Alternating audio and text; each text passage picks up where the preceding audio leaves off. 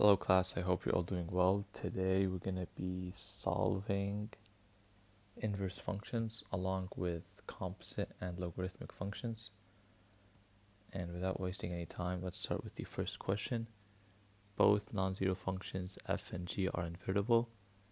The input values of f are times in hours, and the output values of f are rates in miles per hour. So we have f of t, input is times in hours, and the output is rates, right? What is its inverse? Its inverse would be the input is rates and the output is times, right? What about the second function? The input values of g are rates in miles per hour, and the output are cost. What is its inverse? Its inverse would simply be c, where the input is cost and the output is rates. Now, for which of the following are the input values cost, and where do I have an input value that is cost? Well, isn't it the following? And the output values times in hours. Where do I have an output value that is times in hours? Which is the following, right?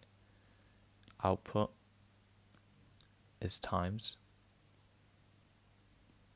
Here the input is cost. So in this case, it equals to times, right? That's the output. And that means that we start with the function f, the inverse of f, and the input would simply be cost, right? And that's it. And that gives us option, let us have a look, C. Okay, that's it for question number 1. Moving on to question number 3. We did skip a few questions in between 1, 3, 8, and so on. That's because they're not related to, would either be inverse, composite, or logarithmic. If it has nothing to do with those 3 chapters, we basically skip the questions. Now, let f be an increasing function defined for x greater than 0. The table gives values for f of x at selected values of x. The given function g is given by g of x, which equals to x cubed minus 14x minus 27 over x plus 2. Now, the function h is defined by g of f of x, find the value of h of 5. Now, to find h of 5, that means x equals to 5, right? We have g of f of 5. What is f of 5? When x equals to 5, we get 34. So I get g of 34. Now, you do the math. You do 34 cubed minus 14 by 34 minus 27 over 34 plus 2. And you find your answer. That's it. What about the second question? Find the value of inverse f of 4, or indicate that it's not defined. When I have the y value equal to 4, what is the x value? Well, isn't it simply equal to 3? I'm sorry. Well, yeah. To find, well, it is equal to 3, but what we do is we simply go the other way around. So we just flip the values. So we write them as -10, -5, 4, 17, 34. These are my x values now. And now we write the inverse function, which is the inverse of f, right? Then we write the values 1, 2, 3, 4, and 5. So when x equals to 4, right? its inverse equals to 3. So that's your answer. Okay, moving on. Next question, which is the exact same question. What is h of 6? Well, first you find g of f of 6. What is f of 6? When x equals to 6, we get this number. Then we simply plug it into the given fraction where we have g of 30.375. We plug that in into x and then you get your number. That's it. What about the inverse of, when x equals to 4, what is the y value when I'm dealing with the inverse function f? When x equals to 4, its inverse would be 1, and that's it. Okay, moving on. What is the maximum value of g? Well, with this question, first let's find, g is the inverse of f. First let's find the values of f, and then we can find the maximum value of g. We have 0, 0. When x equals to 3, we have 3 as well. 4, 5. And then we have 5, 7. X, f of x, right? Its inverse would simply be 0, 0, 3, 3, 5, 4, and then 7, 5. When they ask you what is the maximum value, you're basically looking at the y values. The maximum value is simply 5, and that's it. Now, what about this question? We have the table gives values for the invertible function y equal to f of x. So the following input-output pairs describe the inverse function. Well, I remember solving this question in class and we all got stuck on it, right? It's not that we got stuck on it, we just couldn't find an answer. Because we're just used to just swapping the numbers and then that would be the inverse, right? So you would assume that's just 1, negative 2, 6, 1, 2, 2, negative 3, 5. Looking at the answer choices, we do not have 1, negative 2, 6, 1, and so on. But what we do have is negative 3, 5, 1, negative 2, 2, 2, 6, and 1. It doesn't matter in which order we write the values. It would still basically be the same exact table, right? I hope this one makes sense. Moving on to a more interesting question, which is question number 11. They're asking us to find its inverse. Which of the following expressions? Okay, first let's find its inverse, right? We have y equals to the square root of 4 minus x squared. We square both sides. Y squared equals 4 minus x squared. Negative x squared equals y squared minus 4. Well, you multiply negative on both sides, we get 4 minus y squared, right? And then x could be equal to plus or negative 4 minus y squared.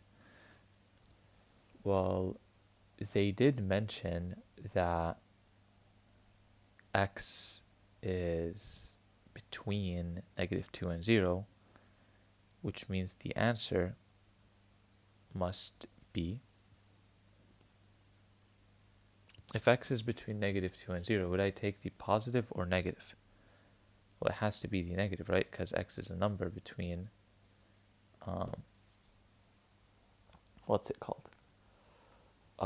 negative 2 and 0. So we take the negative option, so x is equal to negative square root 4 minus y squared. We agree on that. So it's either A or C, but now the question is,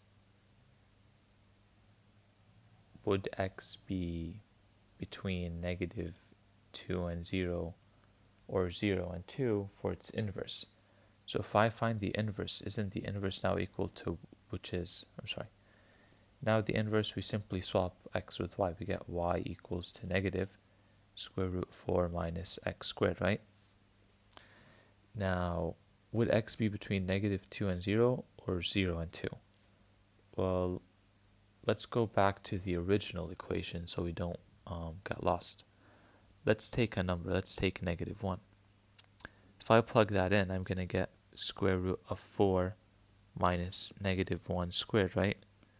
Which is simply equal to the square root of 3. We get negative 1 square root 3. What is the inverse in this case? Isn't the inverse simply square root 3 negative 1? Isn't that true? That's what we're searching for, the inverse.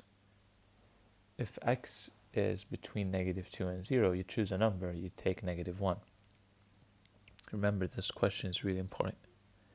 You plug it in, you get square root 3.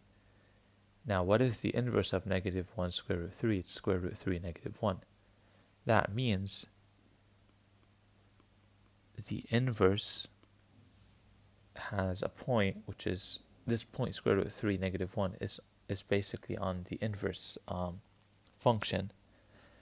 And what does that tell you? That simply tells you that it is in fact option C, because the x value, square root 3, is between 0 and 2, and it's not between negative 2 and 0. I hope that makes sense. Now, moving on. We have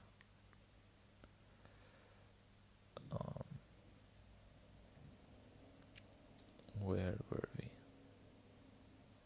Okay, we have this one.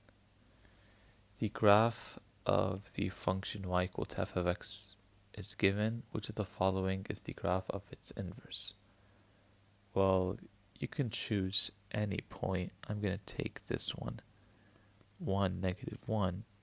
Its inverse would be negative 1, 1, right? So we have negative 1, 1, which could either be B or D, right? If I'm not mistaken. Yes.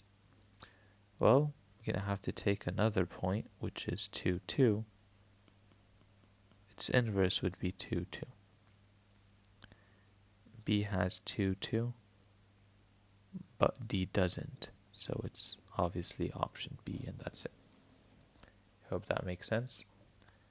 Moving on to the following question. The graph of the function y equal to f of x is given. Which of the following is the graph of y equal to its inverse? Well, same exact story. Let's take this point, 2, 10. Then we're searching for 10, 2, right?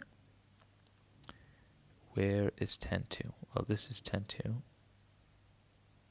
And that is it. That's your answer. Okay, what about this one? Now, this question is really, really, really important. You've been given that g of x equals to the inverse of f of x. So, yeah. Each of the following could be the graphs of y equal to f of x and y equal to g of x in the same xy plane. Now, a good question would be, which graph represents which function? Does the first graph represent g of x or f of x, or is it the other way around? Well, it doesn't really matter, because let's say you take this point, which is 1, 3. You're going to find its inverse anyways, whether it's g of x or f of x. Its inverse would be 3, 1. Now you're taking 3, 1 and trying to find it on the second graph, which is in fact correct. Yes, that's it. Okay, for now it could be A. Let's just double check. Let's take this point, for instance, negative 1, 3. Now on the second graph, I'm searching for 3, negative 1. We have 1, 2, 3. It's obviously, when x equals to 3, I don't see a negative 1. Correct? Oops, what on earth did I just do? I took 3, -1, then just applied it to the same graph. It's a very rookie mistake. Okay, where's 3? Okay, well this one doesn't have a 3, -1, right? So yeah, it doesn't exist basically. Okay, let me erase this. Why is it lagging? Okay, we're good. Now let's have a look at this one. We have 1, 3. Now on the second one, I'm searching for 3, 1. Is there a 3, 1? Well, this is a 3. This graph is not passing through 3, 1, right? So it's not true as well. Let's have a... This one looks kind of tempting, to be honest. It looks like a graph that could be an inverse. Let's say it's... let's take the first one, which is 1, 3. The second graph, which is this graph, must be passing through 3, 1, which is definitely not the case. Okay, so on the test, this is what I would suggest. Let's say you choose a point, which is this point. Because under pressure, you might mess up. Say it's 1, 3. Then what you do is you just go ahead and mark the second graph, and you write down 3, 1. Is 3, 1 present? Yes, this is 3 and this is 1, which is definitely the case. Now you're definitely going to do a neater job. You're going to probably mark it with more precise, with more precision. That's the word. Okay, anyways, we're going off track. Question number 15. What do we have in this case? This one's simply a freebie question. We have y equals to 4x plus 6 divided by 5. We're searching for its inverse. How do we find its inverse? Well, first find x. 4x plus 6 equals to 5y. And we have 4x, which equals 5y minus 6. X equals 5y minus 6 divided by 4. Then you simply swap x with y. You end up with y equal to 5x minus 6 divided by 4, which is option D, and that's it. Okay. What about this one? We have x greater than 0.